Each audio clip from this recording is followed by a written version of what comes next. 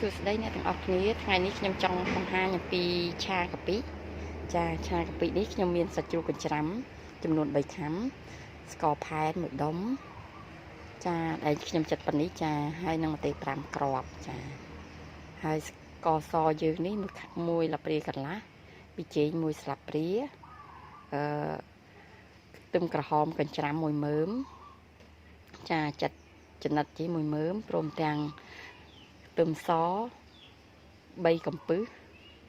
កាពិ1លាព្រាកន្លះចាខ្លាញ់នេះប្រហែលជា2លាព្រាស្លឹកខ្ទឹម1ដើមចាហើយនឹងស្លឹកក្រូចនេះ3ស្លឹកត្រប់ស្រួយសណ្តែកគួរត្រសក់ចាជាបន្លែរបស់យើងតាមចិត្តចង់របស់យើងដែលយើងចង់ជួយចិត្តញ៉ាំចាយើងចង់ជួយចិត្តញ៉ាំអីយើងអាចបន្ថែមអ្វីទៀតក៏បានដែរចាឥឡូវយើងចាក់បើកខ្ទះយើងហើយចា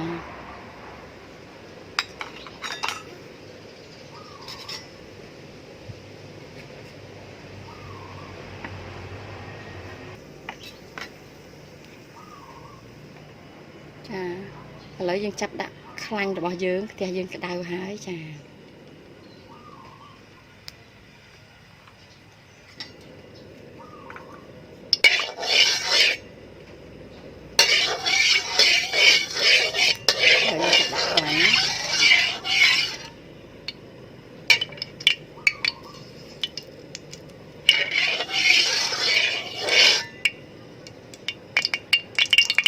បន្ទាប់មកយើងដាក់ម្ទេសរបស់ខ្ទឹមបំពងយើងខ្ទឹមសយើងបំពងឲ្យវាឈ្ងុយចាហើយបន្ទាប់មកយើងដាក់ខ្ទឹមក្រហមដែលហាន់ហើយហ្នឹងចាហើយយើងដាក់ស្កររបស់យើងហ្នឹងទៅឲ្យវារលាយចូលគ្នាចាពូស្ករផែននឹងជិះកាត់ចាពូដាក់ទៅវាលាយឯងមួយខ្លាំងយើង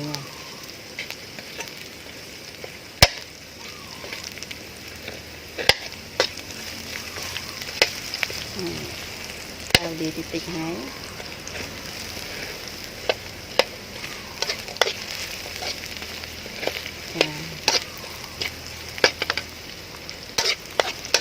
ឲ្យវាឈ្ងុយចាយើងដាក់ក្រូចយើងស្លឹកក្រូចនេះយើងបេះចំណោមចាយើងបេះយកតូងចេញចានេះ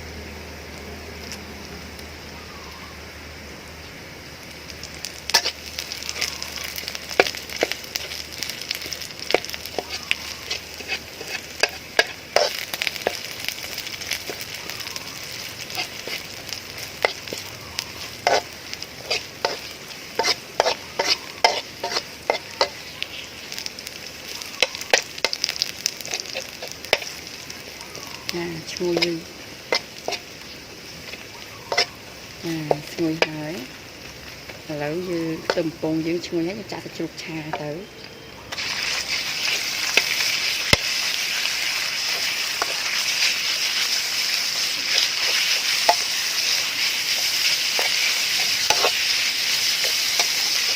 ទៅជ្រូកនេះយើងទៅជ្រូកចាក់ហើយcầm cái cua vịt tròn sạch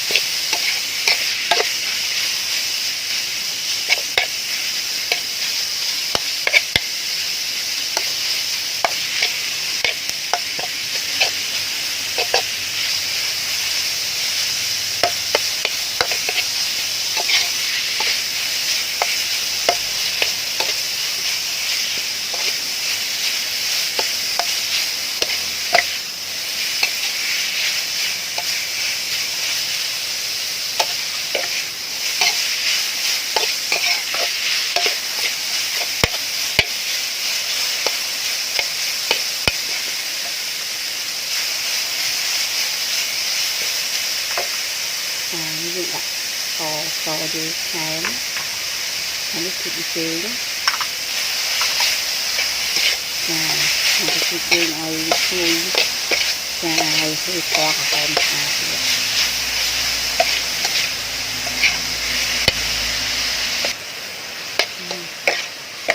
sạch dư cầm ở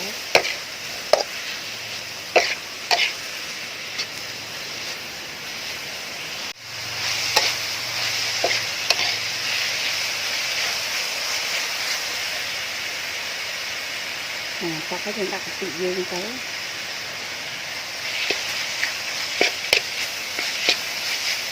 đây chui chấm tự dương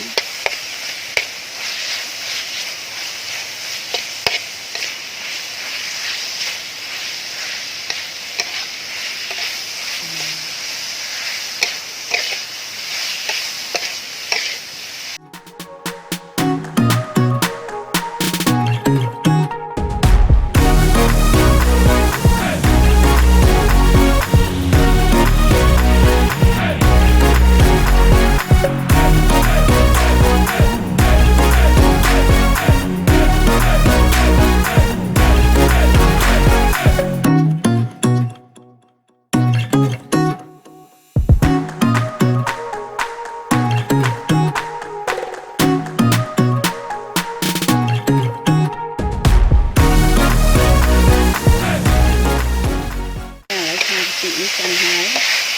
như chuối